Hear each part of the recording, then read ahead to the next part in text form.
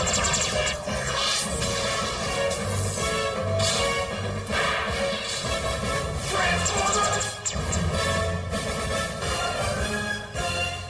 now, through the magic of the Cybernet Space Cube, the computer-enhanced podcast of the future, Transformers Slag Podcast.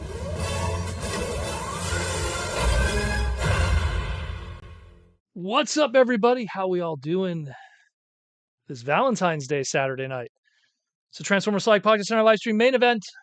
I'm your host, Proto Man. I'm the face that runs this place. I'm the voice here Monday to Friday. It is a crazy Saturday. Camera's a little high. There we go. And it is a crazy Saturday. Crazy Saturday. We ran a little late. It was Valentine's Day. Spent some time with the family. And then on top of all that, the crazy amount of Toy Fair news and official images and links and stuff that keeps dropping every hour. It's nuts. So we're going to cover as much as we can tonight. It's not going to be everything, but it'll be definitely a large portion of it. We'll talk about all the craziness and then some. I was getting a lot of DMs over the weekend because my face was in some Hasbro material. Like I said, there's a lot of stuff cooking in the background right now. That song that you hear at the beginning, if you watched that apology tour segment that Hasbro Pulse put out, the mention of new banger tunes, that's all I'm going to say. There's a lot of stuff that's coming in the next, I want to say 2 weeks or 3 weeks. Stay tuned here on Hasbro Pulse, on the Transformer Officials. There's a lot of stuff going on. Stay tuned for that, But how we doing? Who do we got in the chat? Let's take a look at the chat. Let's go to the second screen. So we got Star Warrior, one of my patrons. How you doing, Big Bot Bodega? Going to be seeing you in Orlando. We got Tucker. Haven't seen you in a bit, Tucker. Fawnheart, how you doing? Twins Corners, was going to see you in LA, but I guess I'll see you in Toronto. Fair Lady Z, what's up? One of my patrons. Michael Butcher, what's up? Flatline, one of my patrons. Patrick Brown, what's up? I want to make sure I don't miss nobody. Everything's getting pushed down. It's like I see someone in Ashnud, how you doing? Good to see you again. Bigum, what's up, my man? You got Big Easy. What's up, Big Z? Cringe McCringle, who put out a new video just recently on his channel. Go check him out too. What's up, Ninjatron? Let's get into it. Got a lot to cover, a lot to discuss. Not all the information is out there yet, so everything is up in the air. A lot of stuff, man. It is a lot of stuff. Between Toy Fair being on Saturday and Sunday, Valentine's Day weekend, super busy stuff. We're weeks away from TFCon LA. There's so much just packing on. What's up, Alice? Yeah. So let's get to it. So we'll start first with, dare I say, the less newer stuff. And I got 2 bottles of water because we got a lot to cover today. So let's get to it. So first we'll start, of course, with Transformers Overgear. So we knew about Blackout. We knew about Ironhide, a.k.a. Roadbuster. But the Takara Tomy T-Spark live stream happened yesterday at 6 a.m. And they revealed the next Overgear, OG03 Optimus Prime. No surprise with this one because Optimus's name was mentioned in the animation little lore story shorts that they put out for Overgear. So it was only a matter of time before he shows up. What's up, Merrill Fabrication? How you doing? But yeah, Rudy Mack, what's up? So yeah, Optimus is next. He's given me, I'm telling you, like Dark of the Moon, Megatron vibes. But I mean, it's got to be an Optimus. It's got to be a military truck. So Dark of the Moon, Megatron kind of, had all of that. And considering chances are the coloring of this is also going to be the more military grays and dark colors and teals and stuff like that. It's probably going to look very Dark of the Moon Megatron. The question is, if they do a Megatron, what is he going to be? Is he just going to be a tank? Probably. Looks like military vehicles are a big part of the COA, the main villains of this. But man, I'm excited. And again, if you go check out that T-Spark segment, they really like show that the whole thing with Overgear is hyper realistic, crazy, almost masterpiece level transformations, but a ton of weapons. That's the Overgear part. There's too much gear. It's Overgear. They got like each character has like 10 to 12 weapons that could be stored all over and attached, and it's all kinds of crazy stuff. All kinds of crazy stuff. So I'm excited about this. You have to understand, I loved alternators. I loved Vinyl Tech. There's just something about Transformers with realistic natured kind of stuff that always spoke to me. Maybe it's my mechanic side. I don't know what it is, but I'm very interested in this. The prices for these are kind of all over. I'm seeing some places that are asking $70 each. I'm seeing some places that have pre-orders for $100. So before you lock in your pre-orders, definitely look around at a few different websites, especially like Japanese-based ones. You probably could swing a good deal on these guys. And I mean, I'll be honest, back in the day, Vinyl Tech Transformers, the die-cast ones of alternators, were going between $50 and $60 USD back then. And we're talking like 20 years ago in 2003, 2004, 2005. So with inflation, it's kind of the same price in a lot of ways, if not cheaper than what alternators were back then.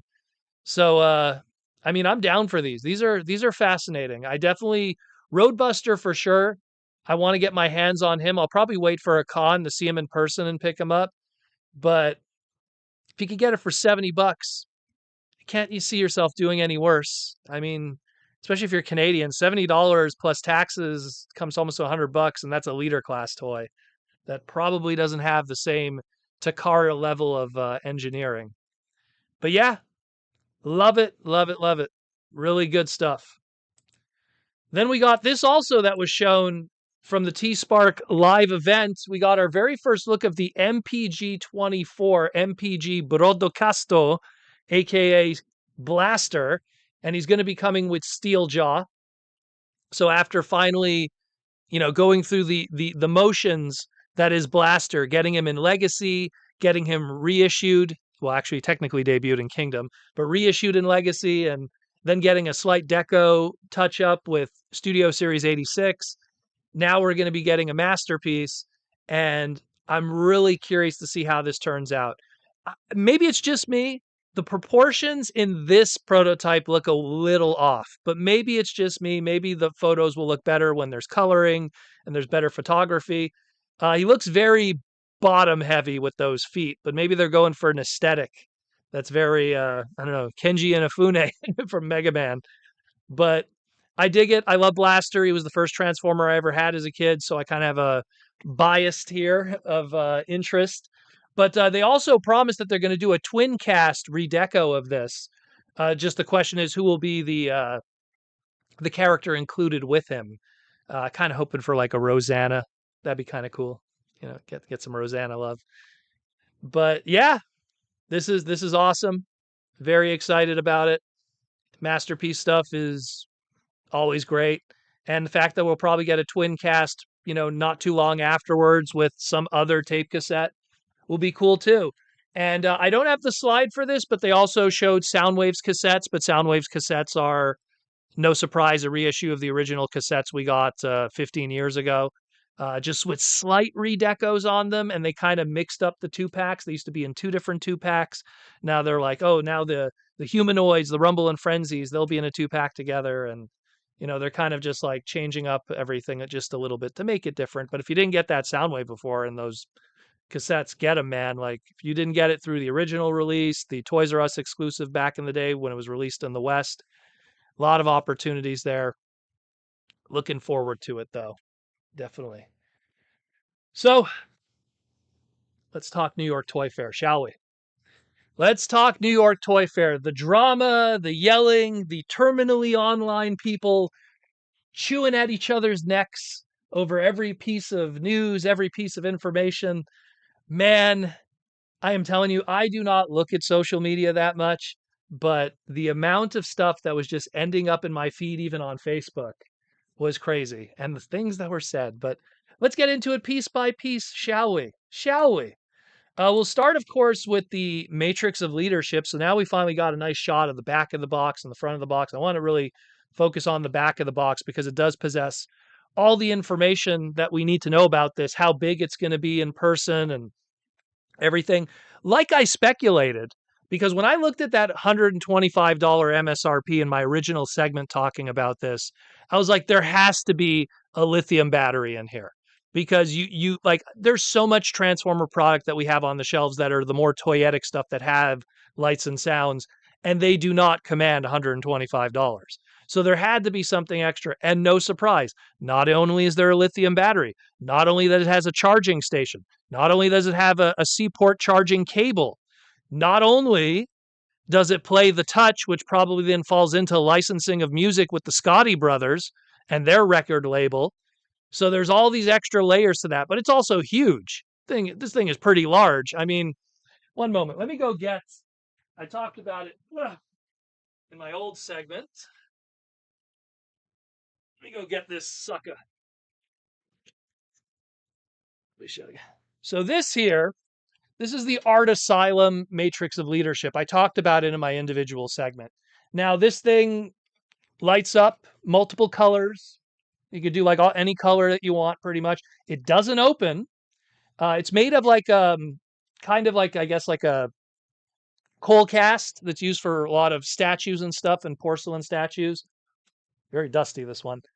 And for the longest time, this was the best Matrix of Leadership you could have owned. This stupid thing with the stand and everything comes with a Vector Sigma stand. It comes with a key to Vector Sigma. Gets sit in it and the glowing and everything. This stupid thing goes for like $800 now. I think I bought this for like $75 back in the day. And keep in mind, when I mean back in the day, I mean like 2006, maybe 2007. So almost 20 years ago. So it's crazy how much this went up, and now this will finally be obsolete, which will be good because this will probably normalize the price on this. And if people do want to get it, they'll get an opportunity. But now this comes out, and this is larger, more screen accurate. It opens, and it has built-in lights and sound. This one here, unfortunately, let me just go back to this guy. This guy required 2 AA batteries. And, I mean, I don't have the batteries in it because I don't want them exploding in it. But it's bigger than this thing too, so I think it works out for people. 125? Well, as a Canadian, geez, what is that going to cost us? That's probably going to be like $200 when it's all said and done. 200 USD, 200 Canadian. But I am intrigued. It's got hot rod on the back. It opens up. It plays the touch. I mean, I'm down for that. What's up, Aaron? How you doing? There's a lot going on here. So I am very intrigued by it, very much so. But I'm just really curious how much this is going to run me when it's converted into Canadian. I mean, I could figure it out on the USD side of things, but I'm really curious if they do carry this in retail, which I heard they're supposed to, how much this is going to run me. But again, this was 75 back then, so we'll see. And this was a licensed item, so they obviously had to make their margins too. But we will see. We will see. The lithium battery is obviously putting up the costs, and the license for the music and everything else, getting good old Stan Bush's track in there. But, I see this as a one-time purchase. I don't think we'll get another like awesome Matrix of Leadership anytime soon. And I mean, might as well pull this one too for the sake of completeness. You also have the Transformers 1 Culture Fly one, and I might as well show you guys for scale. See, like, here's this one, and that was this one here. So slightly larger than the Culture Fly one if you got that one too. But this is Transformers 1, so it's a little different. The Matrix of Leadership. To quote Mr. Lawrence Fishburne, a.k.a. Alpha Trion. But, yeah, I'm down. I'm very interested. I'm just going to kind of, when it comes to any of these high-priced items, there's always this interesting wrinkle that could probably happen. And we've seen this many times before. This Matrix of Leadership could be underproduced and difficult to get and then goes up in value like crazy. Or they put way too many of them out here. Keep in mind, this is going to be its own price point. It's going to be the role play price point. if they end up overproducing this, dare I say, this could go either way. This could also end up being a crazy clearance item. We've seen it before with Titan classes. We've seen it before with leader classes. So these large price point items, and especially it's a weird item. It's not a transformer item in a traditional sense. It's a role play item. And I mean, Aaron could speak for it in the chat here too. Sometimes those are not always the best well received items, and if anything, kind of risky. Obviously, they're doing it for the 40th anniversary of the 86 movie, but this could also hypothetically be an item that I would not be surprised goes on clearance $75, $50. Who knows? I'm not trying to bury the lead already on this, but I am saying we always have to think in 3D in this hobby. We always have to look forward to the future. And there's always this kind of stuff that that comes up. But we will see. We will see. Next up, this comes from Nate from Hasbro's marketing team. We got our first official look and box look of the USSF, the United States Soccer Federation Soccer Prime. And yeah, here's how he looks in the package. Not much all I could really say. We already kind of covered him through the leaks and stuff. But Nate just put out this image. I think this is going to be on the floor and better displayed at New York Comic Con tomorrow, Sunday morning. So stay tuned for that one. But yeah, Nate's just kind of showing what they've been putting into display before they call it the end of the day in New York. So very, very cool. Breakaway is his name. Oh, there you go. And that's funny because they use Breakaway, which was the name. Breakaway was actually the name of one of the limbs of Nexus Prime. So, interesting. Very interesting. Specifically the jet one, which was the nicest one of the bunch. Very fascinating. And Breakaway's a good name. That's probably the best way you can make a goal in soccer if there's a breakaway. But yeah, or in hockey. Got to cover the hockey. But yeah, so there's that one. Let's get into a whole bunch of Cyberworld stuff. Like there's a slew of Cyberworld stuff. And we're going to try to make sense of all of this as much as we can. So here first we have the Cyber Changer Optimus Prime. It is taking, of course, actually, let me grab the original here. That's mint on card with Josh Perez's beautiful art on it. So you got the Cyber Changer Optimus, the original one that we got. And of course, they're doing a Energon redeco. This is part of the Energon Surge. This guy, part of the Energon Surge line. The new segmentation going into 2026 for Transformers. Obviously, they're just going with a Energon clear, translucent, mold rollout for this. And yeah, reminds me of what they were doing with Rescue Bots when they were doing the Energize stuff, kind of a similar vibe. And even I think a little bit of the Transcan stuff during Dark of the Moon did something similar too. But here's the Optimus. Not much we could really say about that. It's just, hey, it's Optimus with clear stuff. And yeah. And then we got, this one's hilarious. So who do you think this is? Who do you think this is? Because this is Energon Surge Cyber Changer Cheetor. Yeah. Again, I hate to rag on Hasbro West Coast when it comes to some of this stuff, but really? I get it. Like, oh, maybe he's powered up with the clear translucence and the blues. You can't help that. But you could have controlled for the white. This is clearly Tigatron any day of the week without the stripes. But this is Cheetor. So we got Energon Surge, Cyber Changer Cheetor here. Another one of the Cyber Changers for the assortment. What do we got here in the chat?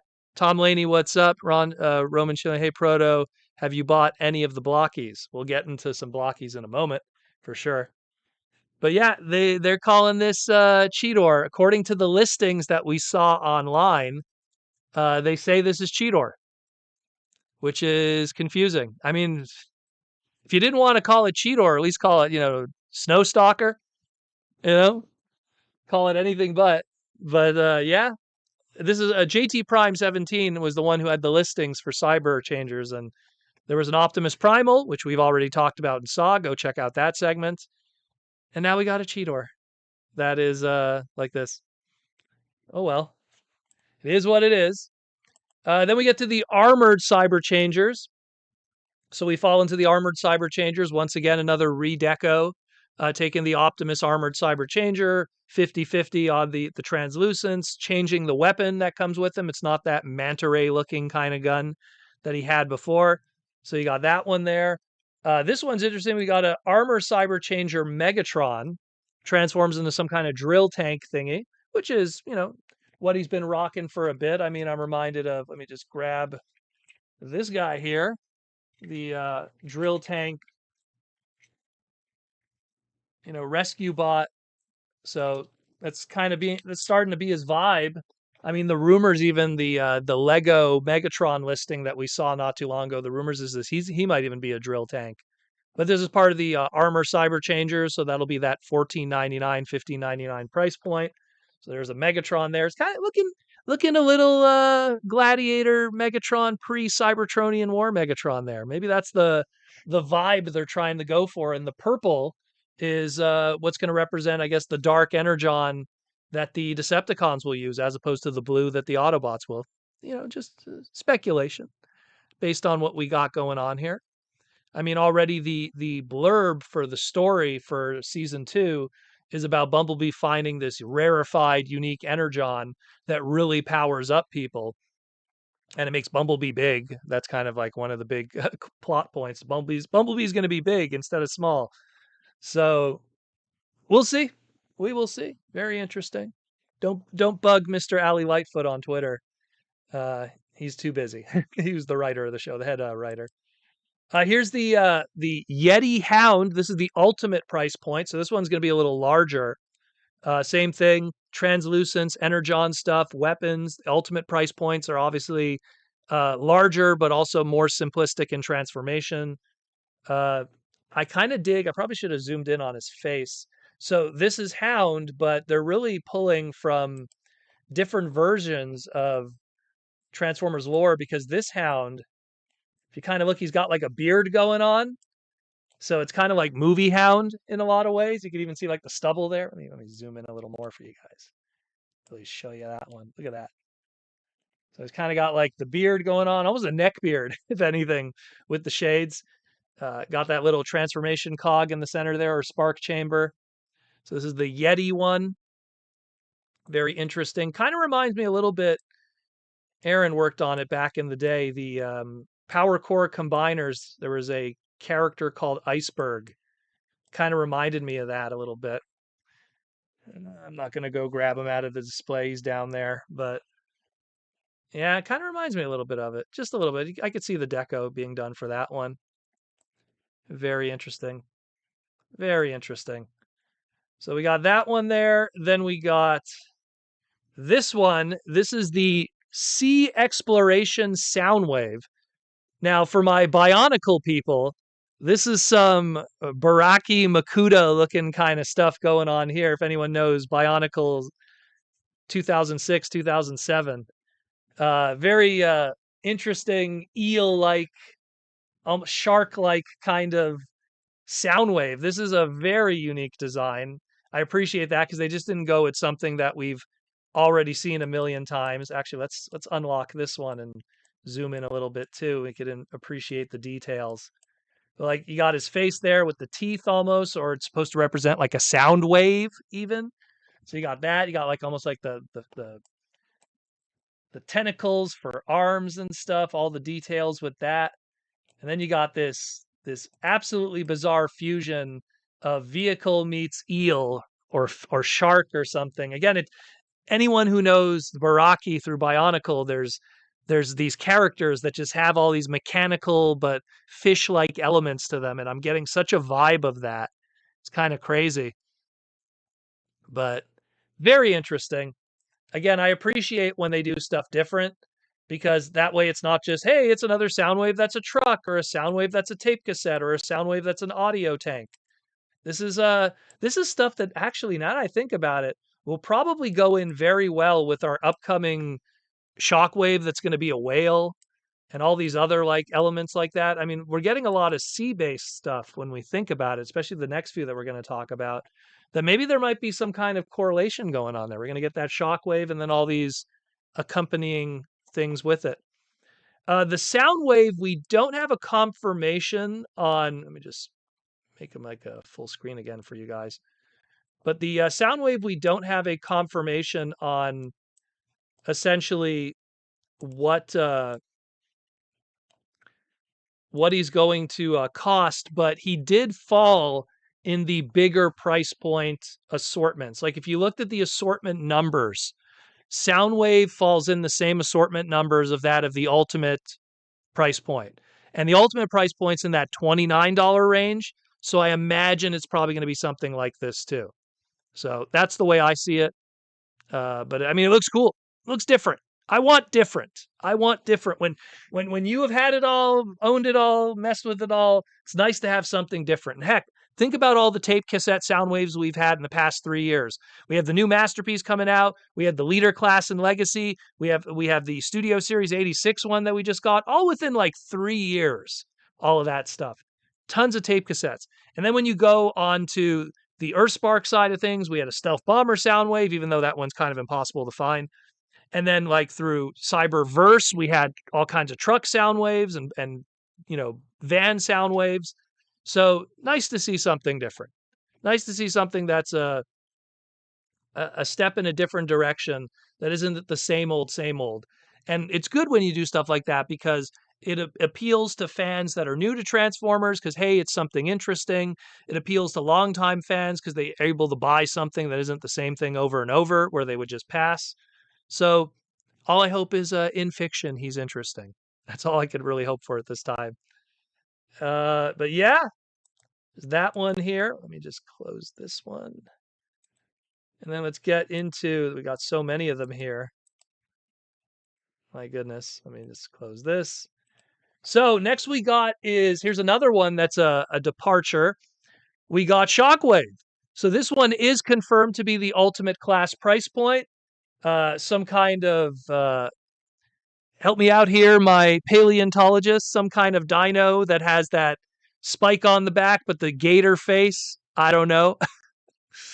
But again, interesting. Not something I would have picked for Soundwave, but it's for Shockwave, but it's definitely different. So it's nice to see changes, and it really shows that this new Spinosaurus. Yeah, that's true. I should know that Spinosaurus. So, it's something here where it looks like season 2 is going to have a heavy lean on beast stuff. A lot of that. And I think it's almost even considering the fact that 2026 is also celebrating the 30th anniversary of Beast Wars. So you got all these beast stuff, Cheetor's coming back, Optimus Primal is going to be in the show, all the other Decepticons and Autobots that have historically been vehicles are now going to have an animal element to them. Even the ones that are vehicles, it's like a Yeti Hound, but it's still a vehicle. Optimus Primal's a truck, but it's gorilla inspired, So there's a lot of stuff going on here. A lot of stuff going on here. It's very fascinating. Oh, we're having an argument on what it is. It's not a Spinosaurus. It's a Dimetrodon. I don't know. Again, I know my T-Rexes and my Stegosauruses. So I'll leave that to you guys to fight it out. To me, it's purple robot that turned into dinosaur with my one-eyed Shockwave. I love it. That's all that matters. Then we got, this one's a little blurry. We got Junkyard Ron, aka Galvatron. So Junkyard Ron, if you watch the show, he kind of had his own little story of, hiding who he is before he shows that he's Galvatron. So it looks like they're going to be making an ultimate scale Junkyard Ron.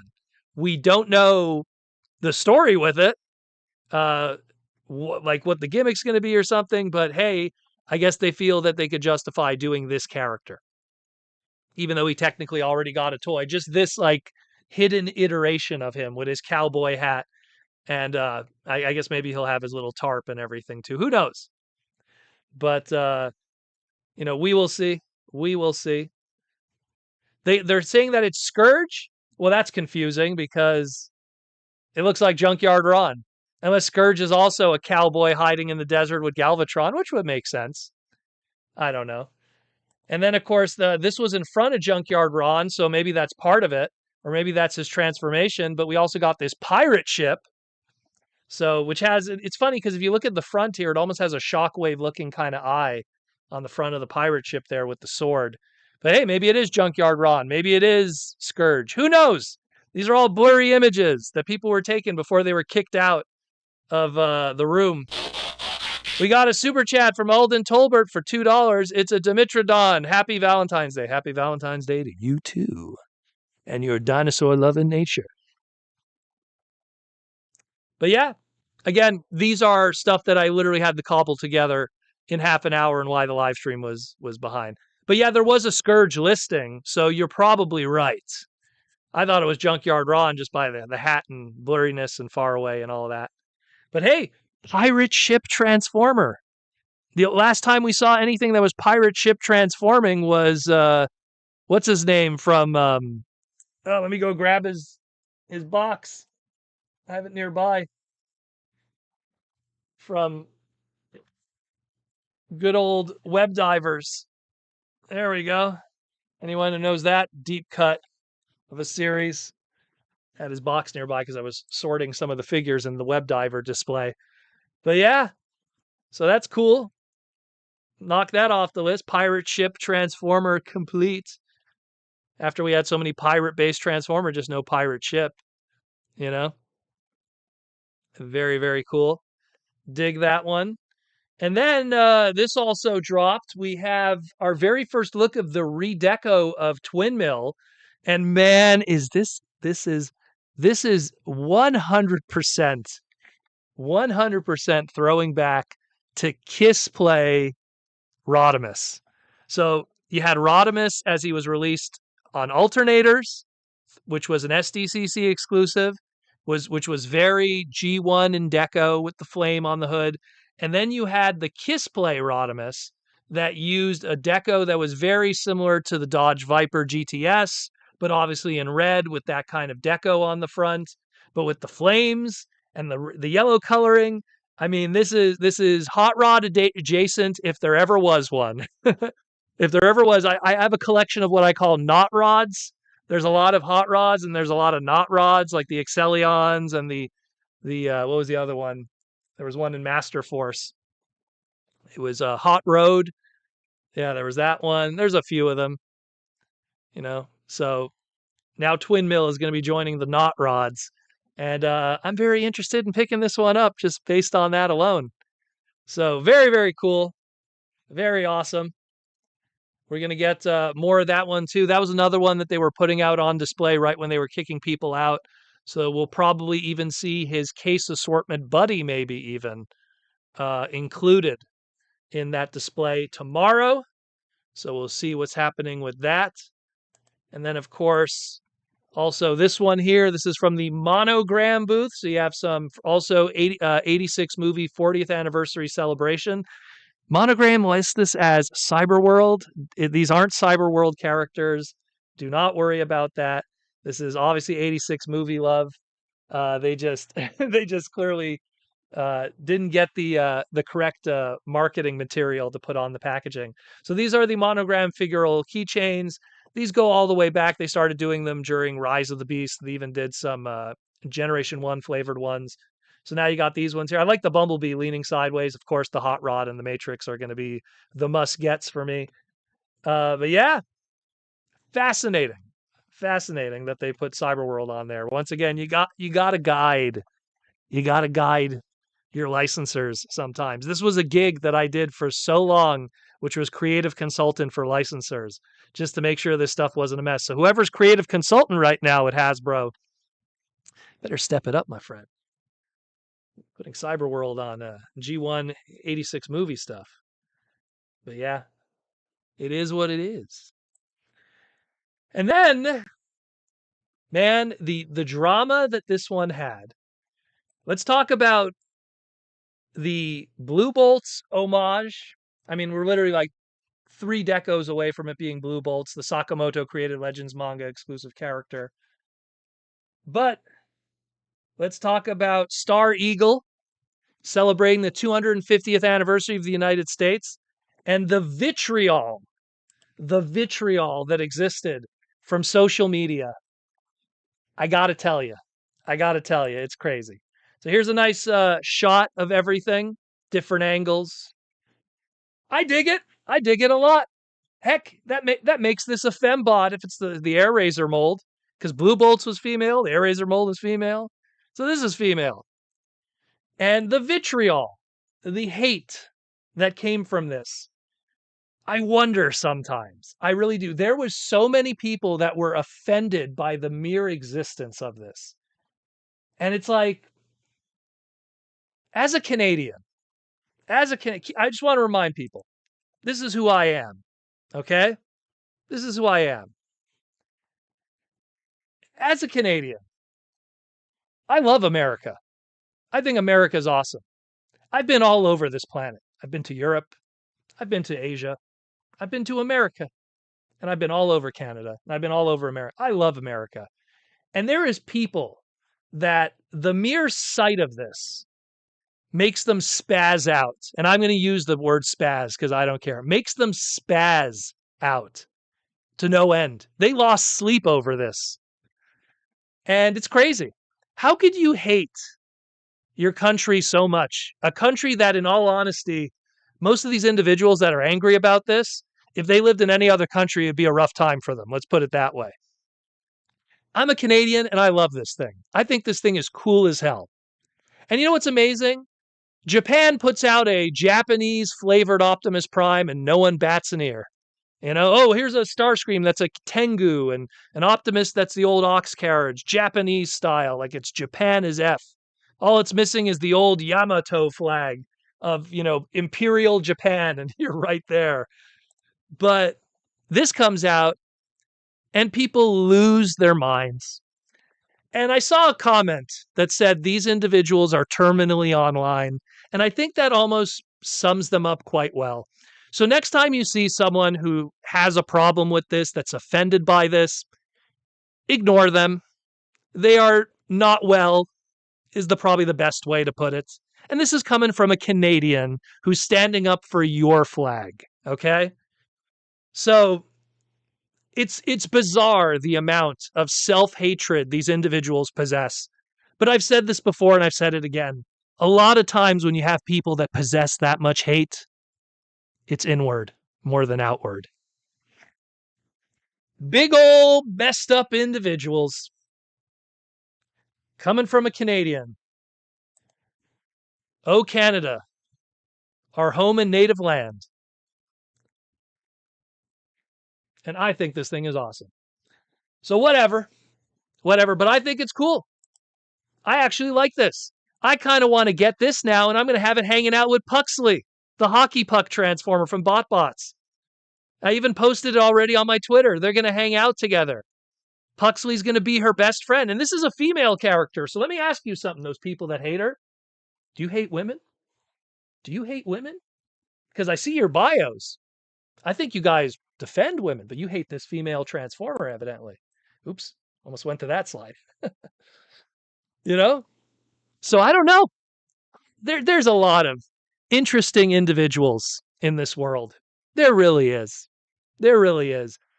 The fact that the red, white, and blue stirs you up while you literally live in the red, white, and blue. Heaven help you, my friends. And I'm not a religious person, but heaven help you. You better pray there's a God, because I don't know if you got much of a chance otherwise in life. Anyways, I wonder. But yeah, I'm gonna have the hockey puck one. I gotta get an extra Puxley. Gonna have it posed with that, and then we'll get the Ox Optimus. I have the dragon. The dragon. I got that from Symbiote Studios. Shout out to Symbiote Studios for hooking me up with that when they were in China.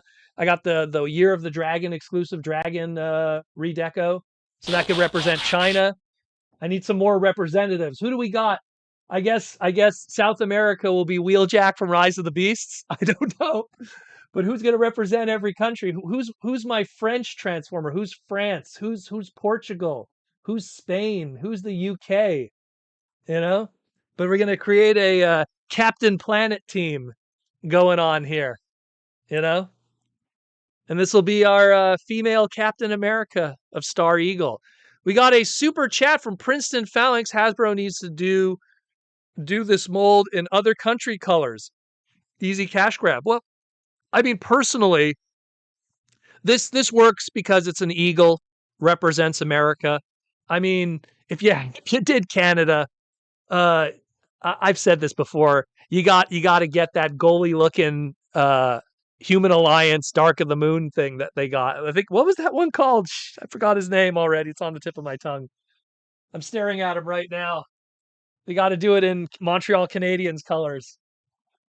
I love that figure. Give it a hockey stick, have it shoot hockey pucks from a spring-loaded missile. Megatron must be stopped. Let our powers combine. No matter the cost. T-Formers 2002 Beast Wars 2 Skywarp was male, unless that got changed. Beast Wars 2 Skywarp was male in the show. In the original magazine material, it was promoted as Lio Convoy Jr.'s babysitter and or nurse. Not nurse, what was it? Nanny. And then, of course, that got changed afterwards for the Beast Wars second release itself. But yeah, I dig it. Canada Goose. Oh my goodness. They have to do some tooling, turn into a Canada Goose. The most violent animal of all time. Every animal on the planet is scared of the Canadian goose because it is an aggressive, evil creature. Do yourself a favor. Google inside of a duck or Canada goose's mouth and throat. Do you want to see the bowels of hell? You will see that from a Canadian goose. Oh my God. Anyways. But yeah. Yeah. I mean, look, I think it's cool. I dig it. Look, celebrating the 250th anniversary of the United States. They could have easily skipped it. They want to do something. They're proud of their country. God forbid someone is proud of their country that has done so much for them, And any individual, once again, who possesses this hate for where they live. Again, I have been all over this planet. You would not survive in those other countries. I challenge you that. Trust me. You do not want to pay 13 to 15% sales tax and taxes on everything here in Canada. Trust me. And this is coming from a proud Canadian. I love Canada. But America's awesome too. Come on, dummy. I don't care if I lose some subs. You're being dumb. I'd say do better, but I don't think you can. Some of these guys, I don't think they can.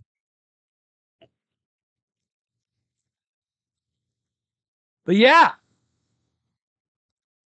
Where are we at here? Canadian depth charge. No, see, I don't know. Again, the hockey puck one, just that nail. It's the hockey puck transformer from BotBots Puxley, along with that Dark of the Moon goalie snowplow, which I believe was Iceberg. I think Iceberg. Correct me if I'm wrong. Or you could get the snowplow transformer that was called Iceberg, the Minicon from Armada. He came in a multitude of colors. I like the blue repaint. That one was really nice. But yeah, I think the blue repaint came with Rhinox. Either way. Good stuff. James, why are the wings upside down in the middle render? Oops. I do not know. I guess that's just the way they want to do it. I don't know. Again, the people who take the photography, they're having fun. You're right, though, with the missiles aimed that way. I don't know. It'd be awesome if they called those missiles the Patriot missiles. Add that on the back of the packaging for the copy and lore. Star Eagle with her Patriot missiles. Make people even more angry for no reason whatsoever. I'd love a Moose transformer. I don't know how we have not gotten a Moose transformer yet. I have no idea how that has not happened yet. But I guess, Moose is more of a Canadian thing, so I get it. I understand. It'd have to come with a Canadian quarter that has a moose on it too, just to like sell it home. Transformer Zamboni. That's another one too that needs to happen. T-Formers 2002. The most Canadian thing that exists is Bret Hart. Damn right. Right here on my computer table. I'll put him over here for now. Good old Bretto Hato. That's why he's on right there, front and center. Bret Hart with Wayne Gretzky, Mike Myers. Got Pamela Anderson back there. You got Terry Fox. You got the original hockey. You got poutine. You got mooses. You got beer. You got the CN Tower. You got to be proud of who you are. Because if you can't even love the soil you're under, what are you doing? What are you doing? But yeah. Good stuff. Good stuff. Roddy Moose. Oh boy. Wouldn't that be great? They do the Canadian Transformer and it's Hot Rod related. Well, Hot Rod's origins, I mean, Hot Rod I feel is more Filipino in origin just because of Fluro Deary. His alt mode has history of testing in the Philippines. Like there's all kinds of lineage with Hot Rod with the Philippines. So I almost feel like they get, and Hot Rod is very Chinese colors, like, you know, gold, reds and yellows. So I don't know. If you wanted a Canadian colored Transformer, we go more to Sideswipe. And the only reason why I say Sideswipe is many years ago. Do I have them nearby? Oh man, I don't want to pull them out of the display. So TFCon had a custom class figure called Canadian Patriot, and it used the Universe 2.0 Sideswipe, and it had like a deco sheet that was made by Repro Labels, now known as Toy Hacks, and it had like Canadian flags and stuff. One day I'll take some photos of it. I'll dig it out of the display because the TFCon display is packed. I don't want to have to open it up and take them out now, but good stuff.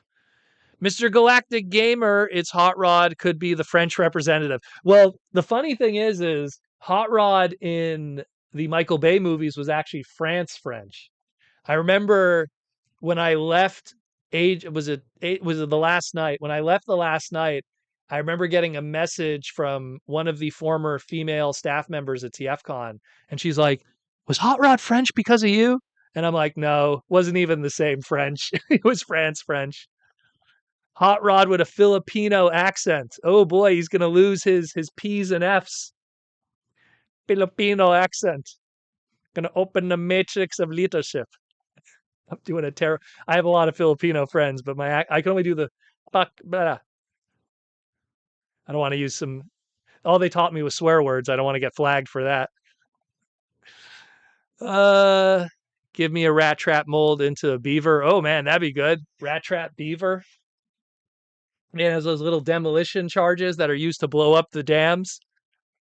You know, man. Again, like to me, there's a lot of fun ideas. And again, this one thing has now created an entire conversation of creativity. See, positive. Actually, I just noticed now I'm kind of wearing the same colors as this one. This is actually, for people who are wondering, this is my Slam Dunk jacket. Anyone who knows Slam Dunk, the anime and manga, actually the back's awesome. That's cool. With Sagaragi and Miyagi. Love Slam Dunk. But yeah. Good stuff. Love it. I like it. But that's it more or less. I mean, obviously, probably as we're talking, maybe some more images are leaking out and stuff. But I mean, tomorrow we're definitely going to have a lot more to cover. I might even do if there's a ton of stuff that's worth talking about, I might even do a Sunday segment. I kind of got all the stuff I needed to get done anyways today. Went out with the lovely lady. We had 2 Valentine's Day dinners. We had a lunch and then we had a supper. We ate at 2 separate locations. So we had 2 little Valentine's. We got all our grocery shopping done and everything. So maybe I'll have some time. Maybe I'll do a segment if there's stuff that's worth conversating and talking about. But yeah. It's a racing jacket with some anime flavor to it. I have a very interesting attire, you know, to say the least. I like my anime and I love race cars. So, and I love Slam Dunk, which is an amazing anime. Go watch Slam Dunk. It's probably the most black people you ever see in an anime.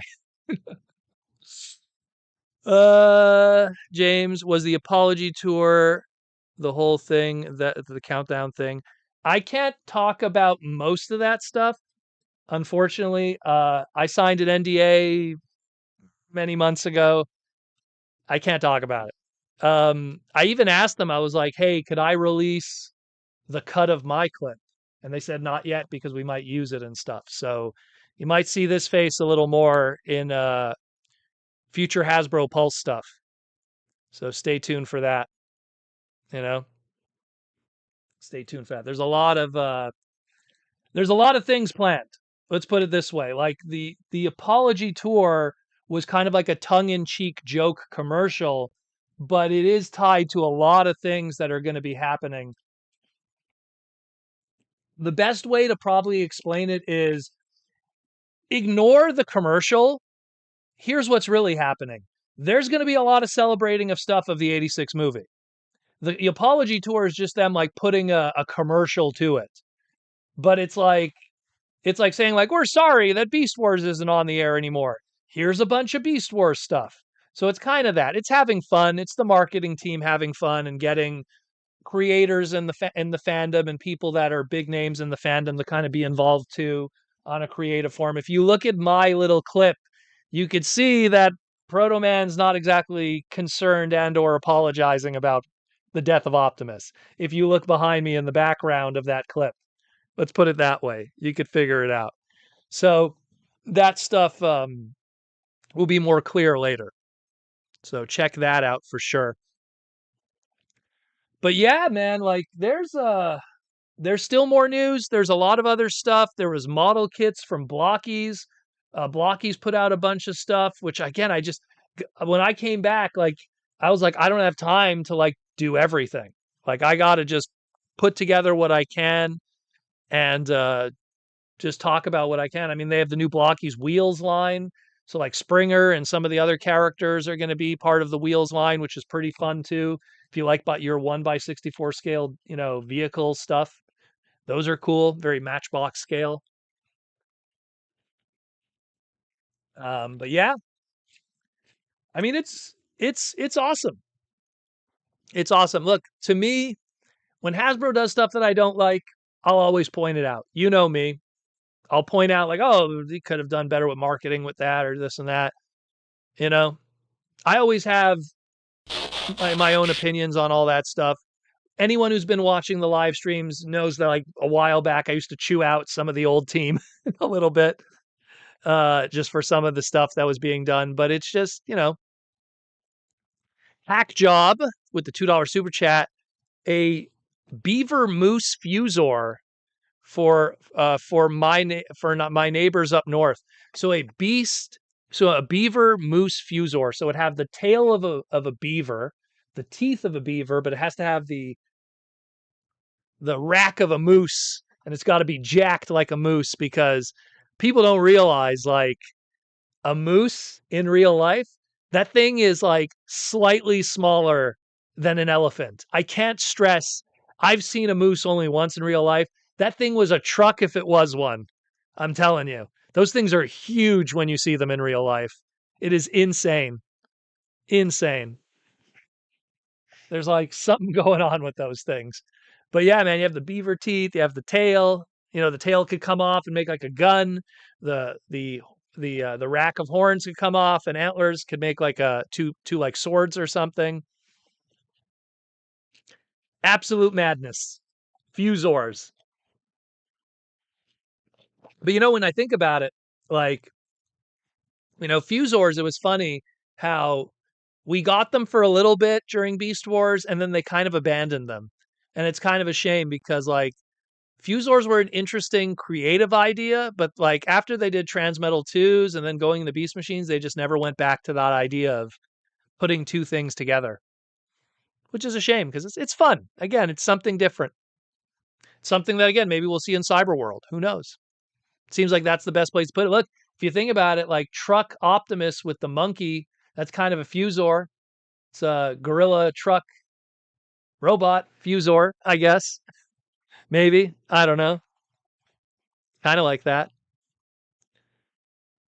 But yeah, T-Formers 2002, got to get a line of new Fusors, not new remakes, actually new combos. Yeah, it'd be cool. I mean, I would like to. I get why they don't do original characters. It's so much safer with the studio series and the Age of the Primes and our generation's flavored lines.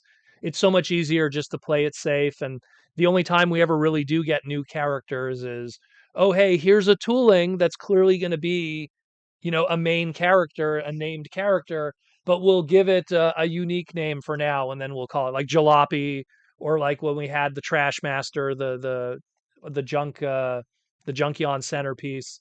That's clearly going to be, oh, here we go. Here comes Rekgar. Here comes Lockdown. Like, it's very clear what they're going to do with those. But it'd be nice to have something from the ground up, completely brand new, and it actually is its own character and its own thing, and it's not just something. It's like, oh, this is going to totally be, Toe Line or Wrecker Hook down the line, which so many of those Junkions were, unfortunately. They weren't like standalone characters. They were initially, but they knew what they were doing from day one. But yeah, love it though. I love it. So we'll do some sponsor stuff, and then we'll talk about what I got this week. I didn't get much, just a little something, something that I was waiting finally to get. So again, Symbiote Studios, TFCon LA is coming sharp, and Symbiote Studios is going to be there. I'm rocking their Optimus shirt that I believe Evan was wearing a couple of days ago in one of the streams. So check that out. They're going to have a full inventory of Transformer plushes, t-shirts, pillows, pins, all kinds of stuff. They're going to have the exclusive drop of Swoop, as well as all the other Dinobots that have been available. It is going to be absolute pandemonium. Again, I keep saying this every week, but if you are going to TFCon LA and you are interested in Symbiote Studio stuff, I suggest you go to their booth first. I really do. This stuff always sells out. This stuff sells out. Like when they did, let me just pull this one over here.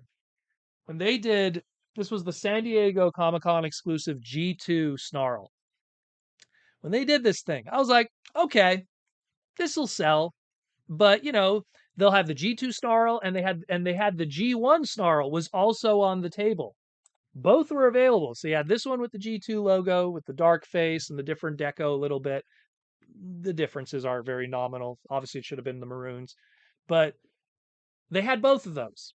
And I was like, this will sell later. This sold out like that. It's crazy. It's a crazy. Absolutely crazy. So their stuff sells out really fast. Again, it's high quality stuff. It's official stuff. So check it out, yo. SymbioteStudios.com. Check out their pony stuff also. If you love your ponies, if you love your Magic the Gathering like I do, check out their Magic the Gathering stuff and everything like that. We also got the Toy Armada. We have a segment coming. It has been a nightmare. Let's put it this way. Segment's almost done. It's just that it's been news after news after news after news. Oh, hey, live stream here. Oh, hey, toy convention stuff. Oh, hey, this, that. So this week, thank goodness, after this week, it's going to be a nice quiet week of Transformers. So I'll be able to tackle it and finish it, and you will have a new segment of the Toy Armada with Aaron Archer. But if you're not subscribed, go check it out, the Toy Armada with Aaron Archer. Go watch some segments. Go hear me and Aaron talk about the robots in the skies, talk about Beyblade, talk about Batman, talk about everything. One day we got to do a Metabot segment. More Metabots, more power. We'll do a whole bunch of those. But check that out too. And of course, go get yourself a Posca painting. ArcherMonster.com/shop. If you want to own some original art from Aaron Archer, own a one-of-one piece of painted awesomeness. Painted awesome. So let me go reach for an instruction. Do I have them nearby, or did I already pack them up? I got one here. What do we got here? is this one. Here we go.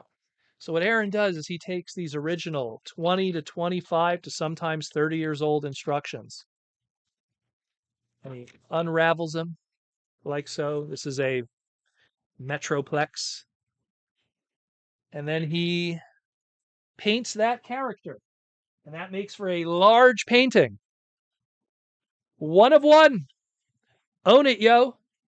Go buy it on archermonster.com/shop. Go get yourself an art book. Aaron will not be at TFCon LA coming up in the next few weeks, so get your opportunity to get some art from him there since he won't be able to make LA. Aaron is too busy, unfortunately. He will be at other shows, just not this time. The move to Rhode Island has fudged that for the time being, but he will be back. Don't worry. But in the meantime, archermonster.com/shop. And some Mega Men's. This one's been out for a while now, but coming this Wednesday, Proto Man, along with good old Hanzo, is putting out issue number 1 of the Mega Man X story. We had Timelines, Mega Man X issue number 1, the Chill Penguin story. We had Mega Man X issue 0, the Highway, stopping Vile. Now we have the official issue number 1 of Mega Man X, the Storm Eagle attack. Check it out. Multiple covers to choose from. This is just a small portion of those covers. Apparently there's even more. Book sold so well, it's already going on second printing. Yeah. So check it out. February 18th, 2026 at your local comic book store. New Comic Book Wednesday. Mega Man X, written by Proto Man, art by Hanzo Steinbach, and a absolutely amazing slew of covers from talented people like Don Figueroa. Don Figueroa did cover C. We got Edwin from Street Fighter did cover B.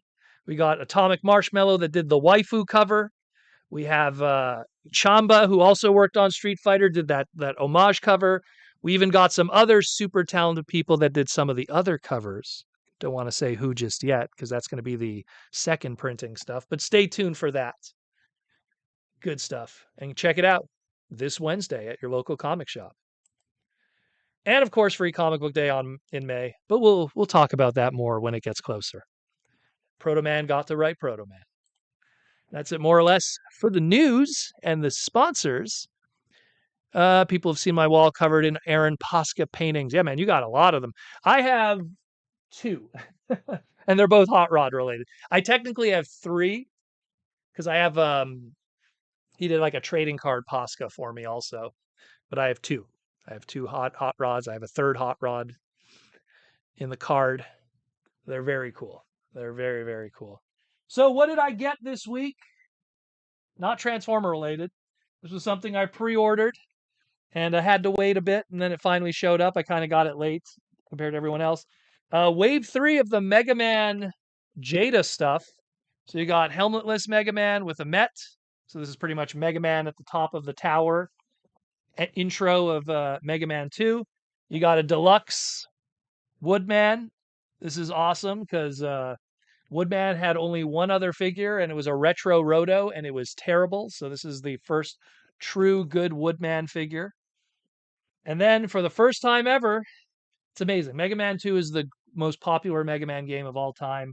And it took almost 40 years to get a Bubble Man figure. Really? These Robot Masters print themselves in terms of money. And it took this long. So yeah, 2 Mega Man 2. This is actually, it's all Mega Man 2 when you think about it. This is the intro. Then you got 2 Robot Masters. Very cool. I got these for like 75 bucks Canadian. I got a good deal. But I had to pre-order it and wait. So very excited about those. I'll be cracking those open and posting them on the gram if you want to check that out. I love those Jada Mega Man figures. And next wave is Proto Man. So excited about that one. And then who knows what else planned for the future. And even Blockies has some Mega Man stuff too. A lot of good stuff. But yeah, that's it more or less. We'll open it up to some super chats. And then we'll kind of chill for the rest of the evening. and just talk the robots in the skies. I'll show you guys also because I know it's going to come up. So what did I eat? So let me first show the lunch. So the lunch was, oh, I actually ate all of my stuff, but here's her stuff at least. So we went to Wendy's for lunch. She loves Wendy's. That's her favorite fast food chain. So for Valentine, oh geez, we just screwed up the camera. So for Valentine's Day for lunch, we went to Wendy's. So she got herself a Baconator. She loves her Baconator, and I just got myself a Dave single with cheese, French fries, a Frosty, and Wendy's is awesome high C with vanilla infusion. So we got that, and then that was for lunch for Valentine's Day. And then we got, oh, there's the drinks actually. There we go. So there's the Frosty, and then I got the high C vanilla infusion. She got the ginger ale raspberry. And in the center, that's the chocolate Frosty with crumble or something she got. I didn't have that. That's too much sugar. That's enough sugar to kill a man. But she's unstoppable. And then we went for Korean barbecue. So we got, let's just get the photo of everything. We got bulgogi, we got Korean barbecue, we got chicken, fried chicken, we got shunabujige soup, we got the daikon carrots, we got like all the good stuff there. A little expensive, but with the little lady once a year, why not? You know? Why not? So we went for that, and that's why we were running late today, because this all fell on the same day. So, man, craziness. But it was good. It was good. It was good. And now tomorrow, we could get back to business. Tucker, and now I am home and have to take care of stuff. See you nerds later. See you, Tucker. Such is life, my friend. We all can't, be chilling on a Saturday night. I don't blame you. But to answer your question, Ninja, because Ninjatron gets special treatment, I was blown away, Ninjatron, that they're doing a Denver the Last Dinosaur figure. I think it's NECA. That blew my mind. There is a lot of figures that they're doing. Like, it's the new thing now, and I appreciate, Super 7's doing it. They're making action figures of stuff that when those things were popular didn't have merchandise. Like Denver the Last Dinosaur, the only thing I remember it had like a plush. If anyone knows, any like late 80s, early 90s kids, Denver the Last Dinosaur, he's my friend and a whole lot more. What do you mean a whole lot more? That's what's going on there. But they're doing a Denver the Last Dinosaur figure. Wow. That is insane. They're doing a Chuck E. Cheese and his crew action figures. That's wild. They're doing a whole bunch of, so Silverhawks had like a spin-off called Tiger Sharks. Tiger Sharks. Super obscure, short run 90s cartoon. They're doing an action figure line of Tiger Sharks. That octopus chick is getting a figure with interchangeable heads. That's wild. It's crazy. It's crazy, like some of the stuff that I'm seeing. What else did I see? They're doing Rocket Knight, the Sega Genesis game. Like, he's getting an action figure. It's like Rocket Knight, no one cared about Rocket Knight like back in 1993, and now he's getting an action figure. It's like, it's crazy. Where's my Clay Fighter figures? Like, might as well make Clay Fighters then, Where's my Balls with a Z, that obscure fighting game for Super Nintendo and the 3DO? Where's my action figures of that? Like, it's crazy some of the stuff that we're getting.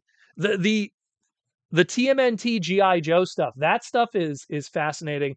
Some of the choices are interesting, like having Slash as Storm Shadow makes sense when you think about how Leo is Snake Eyes. So you have to have because Slash is the evil turtle, so the parallel to Snake Eyes, I guess. So I get, Storm Shadow, sure. It just looks weird having Slash with all the white, like ninja gear on him. The one that I'm telling you is going to be like wave 2. It's either Lotus Blossom, because Lotus Blossom was the Karai equivalency of the cartoons. Lotus Blossoms, aka Karai, as Baroness. That one that's gonna probably happen at some point. And then you'll have Irma as Lady J. And then I don't know where you go from there. There's not many other female characters in Ninja Turtles. Venus, I don't know, make Venus Venus de Milo, who would she be? I don't know.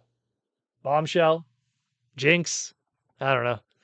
I'm thinking more colors because Jinx is very red, but either way. Very cool. Very cool. Marble Madness, Tom Laney. Just go buy yourself some marbles and make a 3D track. You know what? You joke about it, but I could totally see like NECA just like taking some like round accessories and throwing it in a box and calling it Marble Madness. I wouldn't be surprised. You know? That wouldn't surprise me. But it's crazy. It's crazy. Like there's so much just wacky stuff that's coming. The new NECA Muppet stuff is interesting. Those are pretty cool. Although, to be fair, Palisade, I think it was called, did a fantastic line back in the day that I don't think will be topped. So whatever NECA does will, I think, always be second place to that because, I mean, geez, Palisade did like everything. They did play sets, they did SDCC exclusives, they did Diamond, store exclusives. There was so much crazy stuff with that. But yeah, man, it's there's a lot of cool stuff. The mask stuff was cool. What else did I see? I'm forgetting more than I'm remembering now. They did those Contra figures. Those were interesting, but I've seen better Contra figures through NECA, and I kind of like those ones more than the ones that they're showing. These ones, they don't look as nice as Lance and Bill from Contra 1, but because I love video game merchandise, so I'm always like looking at that stuff. What else did I see? Oh, they did Goosebumps action figures. Those are kind of cool because I collected Goosebumps books as a kid, and some books were more iconic than others. And there was this one that was called, what was it called? The Masked Vigilante or something. Had an orange cover with a Batman looking character on it. They're doing an action figure of him. And what's cool about that was when they did the television version of that book, Adam West came back and he reprised the role of Gazelle Man in the book. Because I remember the story of Gazelle Man was in it. What was his name? Gosh, it was so many years ago. But they're doing action figures of those iconic covers of Goosebumps. So that's pretty cool. I dig that. That's awesome. Yeah, Patrick Brown. So they're taking iconic covers like Say Cheese and Die, Welcome to Death House, It Came from the Basement, Monster Blood. Like they're taking those iconic covers, and any of them that have like characters on those covers, they're making figures of them. You know? So that's I mean, man, like all these stuff, like where were the Goosebump action figures when Goosebumps was huge? When Goosebumps was huge and it was like a Scholastics staple, back in the day. And only now, 30 years later, they're doing it. Actually, more than 30 years. More than 30 years later, they're finally doing action figures of these iconic books. It's crazy. Yeah, T-Formers. Yeah, it was the one where the kid is obsessed with comic books, and then he goes to a fun house, but it's like inside the comic book, and that's where he meets the masked I think it's called the Masked Vigilante. And then I have to go I have the book in the other room. Like no joke. Like I love that book. I kept it all these years later because I loved that one. Like I got rid of so many of my Goosebump books as a kid, like just from garage sales stuff. But that one, I looked at it and I'm like, this is like Batman adjacent. I got to keep it. And then they did the Goosebumps show, and then I was like, oh, I was so right to keep it because Adam West made a cameo in it. So, what a great one! I loved it. What company was this again? Oh, I don't know the company, Patrick. But if you go to so TFW 2005, they have Toy Archive, Toy whatever, Toy Arc. Excuse me, sorry, Tony. Apologize. Toy Arc. Go to their Toy Arc sub on the top right of the, and then they have all the new toys and everything, and just look for the Goosebumps ones. Like they look cool. They look cool. I'm gonna get that. I'm just gonna get that one. That's all I need. I don't need to buy more craziness. Is it Attack of the Mutant? I think it's Attack of the Mutant. I think you're right. Dude, it's been like 33 years since I read that book. And then I just kept it, and then it just sat in like a book box forever, and I still have it to this day. It's the only one I kept. The very first book I got was Monster Blood. I traded it away to a friend for some trading cards, some X-Men trading cards. So I don't have that book anymore. A lot of the others, I remember the names because like some of them were like really iconic. Say Cheese and Die was one of them, and what was the other one? I think it's My Librarian is a Monster or something. The Mummy episode. That was Night of the Living Mummy. I remember that one. That's another iconic cover. Night of the Living Mummy. R.L. Stine, man. For kids who know, they know. Power Ranger Godzilla stuff, I saw those. Those are, like, here's the thing. I'm a huge Godzilla guy. I love Ninja Turtles. I don't know why I'm not feeling those. Sometimes it's like you're just kind of forcing two brands together. It's like, I love wrestling, but it's like when they were like mixing some of the wrestlers with like other brands, like, oh, here's WWE this, it's like, like the WWE Street Fighter stuff. It's like, do I really want like like some of these characters like from AEW based as, dressed as Ken and Ryu? Night of the Living Dummy, that's right. With Slappy was his name, the dummy. He had 2 books, him. And I think he's also one of the action figures. Scarecrow Walks at Midnight. Oh man, we're getting back to where these are all the hits. I remember that cover had the Scarecrow on the cover all alone. I think his eyes were glowing. Oh, geez. Yeah, it was Attack of the Mutants. And the Mass Mutant versus the Gazelle. There we go. There we go. Played by Adam West. Good stuff. What are your thoughts on season 2 of Monarch? I don't know. Maybe they're talking to someone else. I don't even know what Monarch is. The only Monarch I know is a Magic the Gathering game style. But man, like there's a lot of cool stuff. Like the vibe that I'm getting from the toy industry this year is what hasn't been done. And I love that idea. I might not buy all that stuff, but I love it because it's like it shows that they're trying to do something different. It's not just the same tire stuff. Yeah, we just saw the Mattel Power Ranger stuff. It's Thunder, Thunder Megazords and stuff that I've seen 100 times over since I was a kid. That stuff, it's like, okay, I already have a Thunder Megazord. So it's like I already have my white tiger, lion power, whatever it was called, Jason David Frank. So it's like, no, it's White Ranger Tiger Power. Excuse me. Monarch is the Godzilla TV series. I have not seen that yet. I have not seen that yet. I am really behind on my television stuff. I have actually started rewatching Reboot recently. They put Reboot on Tubi, and then I was like, just watch one episode of it.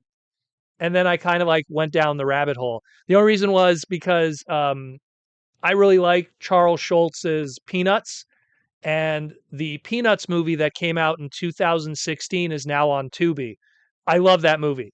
If you're new to Peanuts or you really love Peanuts, Charlie Brown, it is a fantastic movie. It is a celebration of all the greatest hits of Peanuts, but it also kind of acts as an introduction to the characters. So even some of the deep cut characters in the background, like Violet and the little red hair girl and stuff, like they're all in it. They're all like, given a moment. It's a really nice, warm bowl of soup movie. So I went to watch that on Tubi because it was released on Tubi. So I'm like, I'm going to go rewatch it because I saw it in theaters. I loved it. I'm like, I want to watch it again because it was such a good movie. So I rewatched it again. And then when I finished it, I was exiting Tubi and I saw Reboot. And I was like, ooh, maybe I'll just watch one episode of Reboot. And then I went down the rabbit hole of Reboot because I love Reboot. So I've been watching that. If you love Beast Wars, go look where its beginnings were in that of Reboot.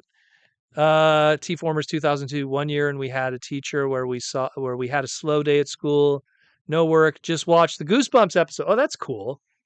That is so cool. The closest we ever had to something cool like that was we would once in a while we'd get substitute teachers, and sometimes we'd actually get a substitute teacher that would just roll in a TV and just play something while that person just stared at a book or something, waiting for that shift to end. And I remember they rolled in a TV, and we just so happened I had the coolest high school life ever. I went to a primarily all black high school, and what was cool was we had our gym where we would play basketball, and next to the gym we had an extra room that was called the STEP program, is for kids who were having trouble with school. It was probably mostly for the basketball players so they could qualify for college. But in the STEP program room, there was two. That's what it's like where they kept the TVs, the VCRs and the TVs. So we'd have lunch, and then we knew, because like while we're eating, why don't we watch something? Because we'll eat, we'll chill a bit, and then we'll go play basketball. And while we were eating, we would sit in the step room because they'd let us eat in there. They wouldn't let us eat in the gym, but they could let us eat in the step room. And me and all the basketball players and everything, we'd all watch anime. And we'd always bring VHSs of anime to school and leave it in our lockers because you never know. Hey, let's watch Golden Boy. Yes, we watched Golden Boy in high school. I don't know how we got away with it. If you know Golden Boy, you know Golden Boy. Episode 5 specifically. BMO baby. But we would watch anime all the time. We'd bring Dragon Ball episodes, bootleg dubs, the movies, subtitled stuff. We'd bring Cowboy Bebop. We'd bring Trigun. We'd bring all kinds of stuff on VHSs. And then once in a while, when a substitute teacher would bring in the TV and be like, "Yeah, we have a VHS of, I don't know, rando movie here or there that they have." They're like, "We're just gonna play this, because your teacher isn't coming in today." And I'd be like, "Whoa, whoa, whoa, whoa, whoa! I got a VHS in my locker. Let me go grab it," And then we just watch anime instead. So it was good stuff. It was good stuff. I loved high school. High school was great for me because it was jocks that were so into anime.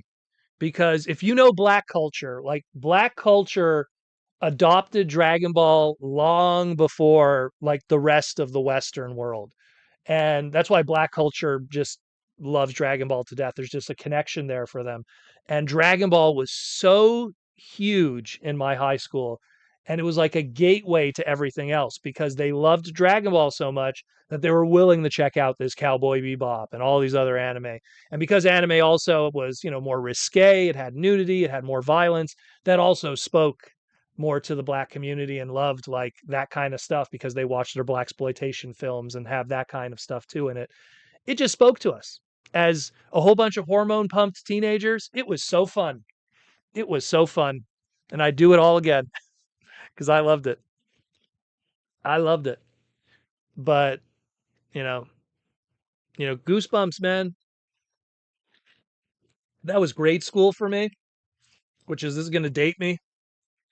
First Goosebumps book I got in grade 4 or 5? Grade 4. I got it in grade 4, so that probably was 1992 or 93. Oh, I'm an old man. And like I said, it was Monster Blood. I got Monster Blood, and then I got a box set of 1, 2, 3, 4, which was Welcome to Dead House, Stay Out of the Basement, Monster Blood, and Say Cheese and Die was number 4, I believe. I got that box set. It came with a glow-in-the-dark bookmark of Stay Out of the Basement. A lot of craziness. Ashnet, Hope Playmates does the Dragon Zord. Well, I mean, I'm not familiar with the quality of the current Power Ranger stuff. I mean, you have the original stuff that it was imported from Bandai of Japan. It has that blocky plastic nature because it was like 1991 Zoo Ranger figurines that were redecoed and put different stickers on it and put over here.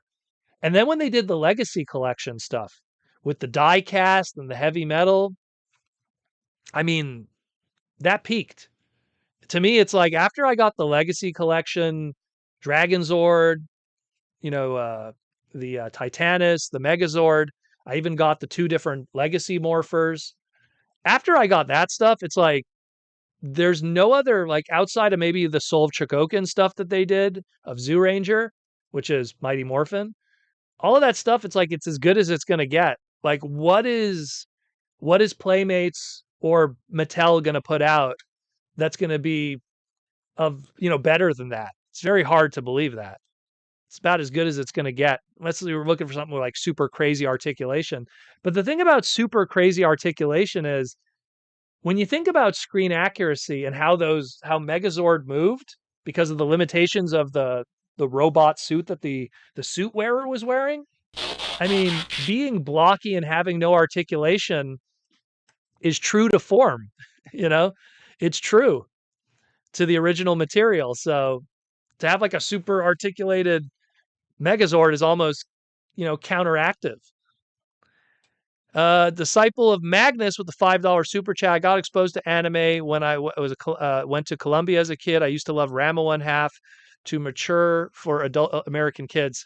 Rama One Half it was my first ever major rentals of anime, because when anime was first becoming a VHS rental exclusive thing, you had like Manga, which was a company, not mangas and the material. There was a company called Manga. They were responsible for Venus Wars, Dominion Tank Police, Ninja Scroll. I know I'm forgetting stuff. Or Wings of Aeneamos. I think Macross Plus falls under that too. I could be wrong, but they were like some of the first VHSs. But Rama One Half was like the first ongoing anime series in VHSs where they just kept going and kept going, and they would end up going for like 7 years of VHS releases. And I love Rama, and my sister is huge on Rama One Half. She loves Rama One Half. She buys the mangas, she buys the figures, she loves it. Like she loved Shampoo. That was her favorite character. When they had the Super Nintendo game, which was a fighting game called Hard Battle, we bought that. Like she loves it. Loves it. Absolutely insane. And I love Rama One. Great music. Rumiko Takahashi is awesome. She at one point she was the richest woman in Japan. Mostly because Urusei Yatsura, which is Lum, Rama One Half, Maison Ikoku, Inuyasha she created. One hit after another. You can tell Proto Man has a lot of passions and hobbies. Guyver did have an anime. It also had a live action movie. I actually learned about Guyver from the movie, before the live action movie with Mark Hamill, before I saw the anime or the manga. Because I think the movie of Guyver came out in like 1992 or something, or 91. It came out very early. Fist of the North Star Hokuto no Ken is a foundation. I have a statue of Rao from Fist of the North Star, like just like this. I have that in my manga room. Rao has a very famous line that you could live by. He lifted his fist to the heavens before he died. Spoiler on a 43-year-old anime. And he said, "I have lived my life with no regrets." I love that character. He's so awesome. Dark City. Oh boy, we're getting into the questionable VHSs.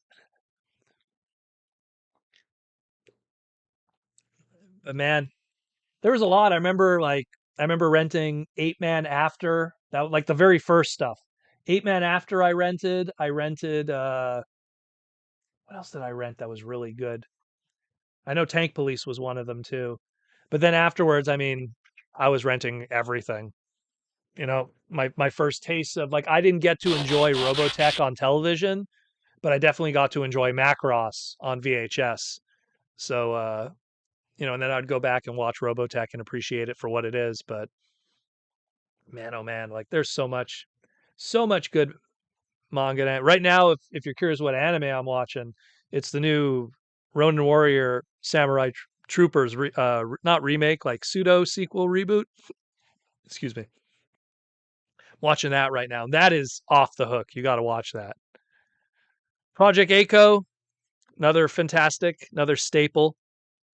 Saint Seiya is amazing. Saint Seiya would not exist if not for the 86 movie. The success of the 86 movie, don't let anyone tell you the 86 movie didn't succeed. The success of the 86 movie led to Saint Seiya being funded and existing as an anime. And I love Saint Seiya. You're Under Arrest is another staple. Very good.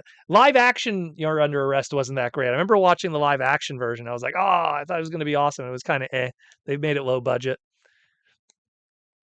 So low budget. What was another one I enjoyed? I really liked, obviously Golden Boy. It's a staple. Trigun was amazing. Obviously Cowboy Bebop. Those are like the more famous ones. I mean, I discovered Machine Robo by accident. Anyone who knows Machine Robo, that's where GoBots came from.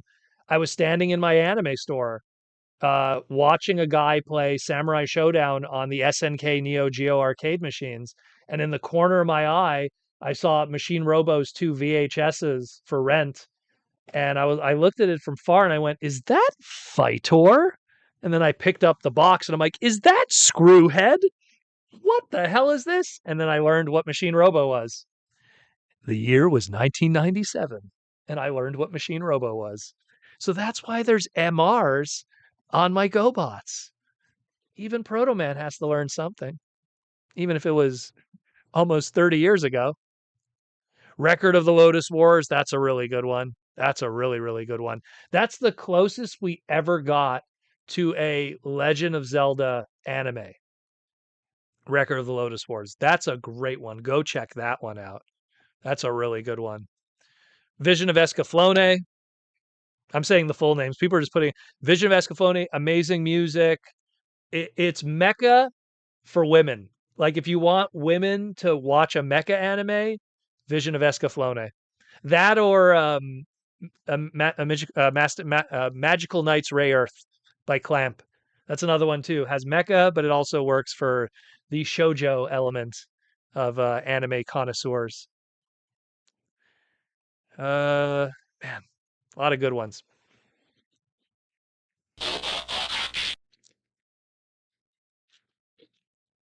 Are you excited about Alex returning in Street Fighter 6? I never played Alex much as a main in Street Fighter. I've seen really high level players play him in Street Fighter 3. I've never been a grapple user in fighting games. I've always leaned more towards charge characters that are a little defensive with explosiveness. The Bisons, the Blancas, even to a smaller extent, the Vegas. Um, you know, and it even spills over into when I play SNK, Kim Cap Wan, and other characters like that, the Guiles. I used Shotos in the past, but I've kind of leaned more towards in the modern era to more charge characters. So Alex is, story wise, yeah, sure, we'll see what they'll do with him. But I never used him really. Never really used him that much. Magical Knights Ray Earth might be the best looking TV anime ever. Well, it's definitely the most beautiful looking in terms of that shoujo style of art style. But I think Ninjatron's because you like the shoujo art style. So imagine if Sailor Moon's manga was drawn true to form in anime. And yeah, I know before people say, well, what about Sailor Moon Crystal? Crystal's 80% of the way there. If you read the original Sailor Moon manga, which is vastly different from the anime, it has a very shoujo style. And if anyone who knows what shoujo manga is, it has a very unique style that's exclusive to it and that audience. Because when you live with someone who's into anime and manga, who's a woman, you get a lot of shoujo manga in your collection. Let's put it that way. A lot of shoujo manga. Stinkfist 69. Nice to see you again, sir. I still have a full VHS pack of a record of the Lotus Wars, which you bought from Suncoast Video. Great series. Great series. I'm glad to hear it, like that you enjoy it, because that's something, again, if people always want, like, oh, I want a Legend of Zelda manga or an anime, like Record of the Lotus Wars kind of gives you that a little bit. That and Slayers. Slayers is another one too. If you like Slayers, Lena Inverse, you kind of look at Gallery. He's kind of like a doofy Link. And then you got like the whole Slayers is another great one. Zelgoddess is my guy, the Golem. He's cool. Darkstalkers, the anime. Well, Darkstalkers, the anime is a match made in heaven just for Morgan alone and Felicia. If you look at right now, because I'm working with Udon on the Mega Man comics, they're doing Darkstalker books too. Man, those covers. Oh boy. Oh boy. You want to talk about people that get easily offended? Get a load of those covers. Makes a Nicki Minaj cover look like it's for children. Slayers is fantastic. Love it. Great music too. Great storytelling. Utena, I only saw a little bit of it, but that's another like classic shoujo manga and anime. Utena, I've only seen a little bit of it, and again, mostly because it wasn't my jam. You know, like the person who worked, the director, I think, who worked on Utena, went on to do like the Sakura Wars anime, which is based off of a Sega Saturn video game. That I kind of like more, but it has mecha, has robots, you know, has war stuff, so it's kind of more my jam. What else? What else? What else? When it comes to Dungeons and Dragons like anime, there was another one. It's an obscure one. It's called Wizardry. It's based off of a PC 88 video game, but they did, I think it was a 2-episode OVA or 3-episode OVA. So if you like D&D, Wizardry had a late 80s OVA anime. It's a little dated, but it gives you that D&D vibe. Trying to think of other stuff that have kind of a D&D vibe. There isn't a lot of it, unless no, I wouldn't count that one. I'm trying to think of there was some that are escaping me right now. Cat's Eye, I know of it, just never seen it. I think it's more known for its designs and its outro and intro. Dragon Pink, I did see. Dragon Pink's another iconic one. Mostly because, also because the main character of Dragon Pink is named Mink, and that's actually the name of my grandmother on my mother's side is named Mink. She had a very funny name. So I always thought that was funny that there was actually an anime character named after my grandmother. who's a sexy dragon lady. But Dragon Pink is another funny one. It's another like, goofy, medieval, slightly, fan servicey anime. Wizardry and Ultima is what Dragon Quest was inspired by. I didn't know that. Utena director before made Utena worked on some of the earlier seasons of Sailor Moon. Well, that doesn't surprise me. That doesn't surprise me. But I just know that, like Utena, I didn't see much of that one. Like, because again, I was lucky because I had like a huge video store. It was called Sci-Fi Anime. Shout out to Lou. I still talk to him and hang out with him to this very day, the owner of the store. And he opened up like one of the first anime stores in Montreal, and I would rent every weekend from him. Every weekend, it was $2 to rent a VHS, and I just had to make sure to bring it back. Oh, there was a super chat. Snap! I apologize. Where is the super chat? Where is the Batman collab? Oh, well, that one is going to be coming at a certain convention of the San Diego Nature. Stay tuned for that. So I hope that answers that. That's not much I can really say. There's actually a few other cats are making noise. There's actually a few other collabs that are still to be announced. Will Murphy. Oh, I missed super chat. Okay, thank you, Will. But I used to, again, I would go to that video store and I'd always rent something.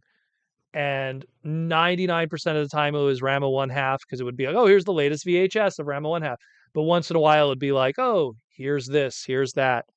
That's where, catching Cowboy Bebop or Trigun, or when Gundam was slowly, like, way before we got Gundam Wing. This is like, people always say, oh, Gundam Wing was the first official American, thing. What is the cat doing? One moment. What are you doing? Oh, that's what she's doing. She's taking a shit. That's what I was wondering. I'm like, what is going on over there? They have a litter box 2 rooms over, and I'm like, what is that noise? Ninja Scroll. That's like you watch it once and then you go, damn. But yeah. Cyberworld pirate ship confirmed to be Scourge. Well, there we go. Now we know. I'm probably going to do, when we get better photos and more information, because we're going to get like product listings and everything. And I know the marketing team are probably going to send me some product listing stuff too. No, it's actually not Butters. It's Tiny. It's the black cat. She's in the other room. Butters recently hasn't been wanting to come in the basement because it's really cold in winter and he hates the cold. So he's been avoiding the basement. In summer we're going to see a lot more of him. Otherwise he would have been seeing his reflection or something on the couch, but he doesn't like the cold. But yeah. Yu Yu Hakusho is another classic that I watched more on television. I want to one day watch the uncensored Japanese version. I just never got around to it. He would like, that was like, it's like Yu Yu Hakusho. What else did I watch that was anime that I only watched it? Like Pokemon. Like there's a few anime that all I know of them is their censored American versions, And yet I've watched it like in completion, but just those versions. It's the same thing. Like for the longest time, the only way I watched Ronin Warriors was the American version. But lucky for me, it wasn't censored that much, so it was pretty good. Disciples of Magnus with the $5 super chat. If the new He-Man does well in box offices, do you think Hasbro Paramount might give Travis Knight another chance at a Transformer movie? Well, I mean, if the He-Man one does well in the box office, I think Travis Knight's going to be too busy with a He-Man movie sequel. I think it's more just, where there's smoke, there's fire. If the He-Man movie explodes and does really well, I don't even think it's so much that Hasbro would want to do another Transformer movie, is that they're going to go, oh, people like 80s Muscle Man movie again? Maybe we could do some of our stuff. Another Joe movie. Maybe we'll try Rom the Space Knight. Let's see if we could get Visionaries off the ground. How about that Mask movie? It's more that smoke, if there's smoke, there's fire. In the same way that once that first Transformer movie got off the ground, because guys, you got to understand, the Marvel movies, as we know it, did not exist until Transformers came on the scene. Yeah, you could argue, oh, well, the Blade movies and the, Spider-Man and X-Men movie and Fantastic Four, and of course the Hulk movie that technically is part of the Marvel MCU. But it really started with 2008's Iron Man. So, but the success of that 2007 Michael Bay movie made all those other movie studios and Hasbro themselves go, we got to do Battleship. We got to do G.I. Joe, and then all these other companies going like, hey, maybe we could do our version of Transformers and our brands. So, and that failed Gem movie. But it's something where there's smoke, there's fire. So if He-Man does well, I think that Transformers is going to be the least of our concerns. I think a lot of other brands are going to be like, oh, we could do Brave Star, you know, we could do, we could do another Ghostbusters movie, we like they're definitely going to dig deep. Thundercats movie, they're going to dig deep. Voltron movie that they've been trying to get off the ground, you know. Uh, Pokemon anime honestly doesn't have much censorship over the recent years. Well, yeah, of course, because once they realized that the brand was going to be now international, they started writing it for an international audience, which, in my opinion, is not always the best thing. I always feel that the moment Japanese creators have to think about the sensitivities of the other side of the ocean, I feel sometimes it hurts the product. I think a Mewtwo's Revenge movie wouldn't be as dark as it was if the creators of it were not aware that this is going to be a huge thing in America and we should write to the sensibilities of the soccer moms and how things are, unfortunately. Stinkfist69 actually liked Battleship. I watched a bit of it. I don't know. I was like, Rihanna, Battleship, aliens underwater. I got 2 hours I have to use with my life. I'm gonna go spend it elsewhere. Maybe it is good. I don't know. I don't think it. I don't think I'll ever be in a situation where I'm gonna sit down and watch that movie. There's certain movies that I'm so confidently gonna say I'm never gonna watch. Like I don't think I will ever watch Titanic. I don't think it'll ever come up. Like, it's like, "Oh, I got 3 hours? I'm gonna learn a language. I'm gonna learn how to play guitar. I'm gonna play a video game I've been sitting on for a while.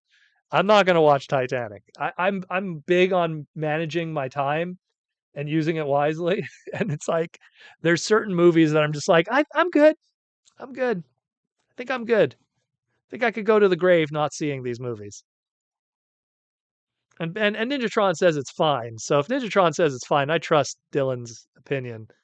So I'm gonna I'm gonna just let Battleship stay in the DVD case forever. Let's put it that way. Not that I own it, but I'm just saying. Brother, I worked at a video store when Titanic came out. So I had plenty of opportunities to rent for free and watch it. And it was very clear that it was not a movie for me. I'm not saying it's good. I'm not saying it's bad. I know who the target audience is, and it's not me. When people are renting Titanic, I was renting Sylvester Stallone and Wesley Snipes' Demolition Man. When people were renting Titanic, I was renting Bruce Lee Kung Fu movies. When people were renting Titanic, I was renting horror movies. When people were renting Titanic, I'm going to the video game section of Super Nintendo games and renting Clay Fighters and enjoying my evening. So, again, I value my time. I didn't need to see Titanic to know that it wasn't for me. Some things are very obvious on the box. Mr. Leonardo DiCaprio. Um, Patrick Brown, no way. I never watched Titanic. You never watched Titanic? That's a shame. What am I missing? Really? I rather, in all honesty, what have I not seen? What have I not seen that I'm like guilty of that I probably should see one day? I know Jaws D keeps me in check on that because he'd be like, "Wait, you never saw that?" And then he makes sure that I see it. Like only recently saw Princess Bride, maybe in the past 3 years, which Jaws D was angry that I never saw it, so he was like, "You got to see Princess Bride." So I was like, "Okay, I'll give you that one." I never saw the second of the Apollo Creed movies. I never saw the second one. I probably should see that one because I love the Rocky movies. Probably should get around to that. Um, I recently sat down and watched the live action Dragon Ball movie, not Dragon Ball Evolution. They did a Taiwanese one and they did a Korean one. I recently watched both of those with proper subtitles, and they were updated and cleaned up for the modern viewers because they had bad copies for many years. So I watched those recently subtitled properly because for the longest time only like crappy dubs existed in really low quality. Rather spend 2 hours, well, actually, it was 3 hours, watching two very mid live action Dragon Ball movies.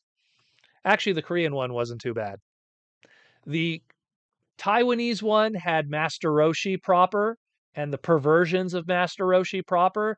The Korean one was more accurate overall in terms of visuals and design and story. So, but the Taiwanese one had more budget. So they both have their pluses and minuses.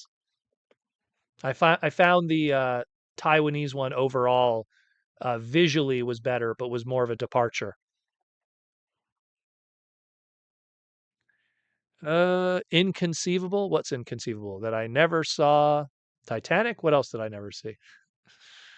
There's a few things I never. What did I never see? I'm trying to think of something that like everyone saw and I never got around to it. I'm not a big movie person in general. Again, I worked at a movie store, and if I wasn't renting the same crap that I watch over and over, or old cartoons, or again, if hey, you could rent something for free at the end of the day, but just bring it back in the morning before the store opens, it was always going to be a Nintendo game. It was always going to be like, hey, I'm going to rent Mega Man X. I'm going to rent Street Fighter. I'm going to rent Legend of the Mystical Ninja. Legend of Zelda because I didn't own it at that time. You know, look at that humongous box of Earthbound. I got to rent that. That looks cool. Oh, it's from Princess Bride? Oh, all I remember was you killed my father, now prepare to die. And I remember Andre the Giant. And I remember Fred Savage's awesome room that had Transformer toys in the background. That's all I really remember. It's been so many years. It's like when did I see that? I think I saw it just before the Big V. I think I saw it. It was just before the Big V I saw because I think it was like January or something. Because I remember like Jaws D was like, "What do you mean you never saw it? What? You was like a huge wrestling fan?" So I saw that. Uh, gosh, what did I never see that's like a staple? Trying to think. I don't know. I don't know. I do not know. Uh, T-Formers 2000 never saw Princess Bride. Always have a feeling I should watch it. It's good. It's good. I'm not saying it's like oh my god, it's amazing, but it's for me again. That's the problem is for me I enjoyed it, but I love 80s wrestling, so seeing Andre the Giant is cool in an acting role after, only knowing him as a, performer at best in wrestling. Uh, having Fred Savage, I love the Wonder Years as a kid, so that was kind of cool. There's elements to it that are what's the word I'm looking for? Charming, I guess. Police Academy, bro, anything that was comedy, I rented all of that stuff. And Police Academy had nudity. And you have to understand, I was working at this video store when I was 11 years old. Like, shout out to Salim, Video Illusion, still around to this very day. My first job. He paid me $5 a week. Love that man. I used to rent Police Academy, used to rent all the comedies, all the Rodney Dangerfield stuff was amazing. Police Academy was great. Although the movies got worse as they got along, but the first and second one really good. Revenge of the Nerds. Oh my god, I love Revenge of the Nerds. Those were so good. What was another one? Here's a really good one that a lot of people sleep on. The Gods Must Be Crazy.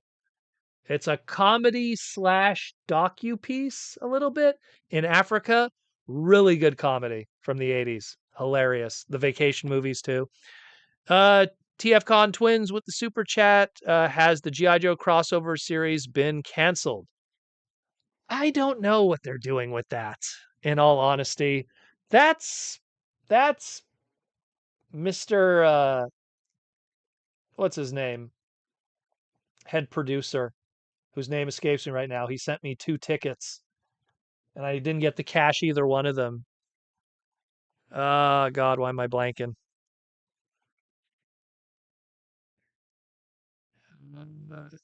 Dutch. I don't remember the movie Dutch. You have to refresh my memory. Titanic has nudity in it. Does it? Does it have nudity in it? Oh, it's true. Draw me like one of your French girls. That classic line that people say. Well, I don't know. By then, there was other ways to look at boobies, I guess. Stinkfist. I heard they were making a new Friday with Smokey coming back. It's been 30 years. That wouldn't surprise me. Ugh, who's going to be directing it, though? That's the real question. So you could bring back all the original cast that's still alive, but who's the director and the writer for the humor? Ed O'Neill Dutch. I am unfamiliar with that one. Lorenzo, thank you, Lorenzo. No, no, was it? No, it wasn't Lorenzo. It was Don Murphy.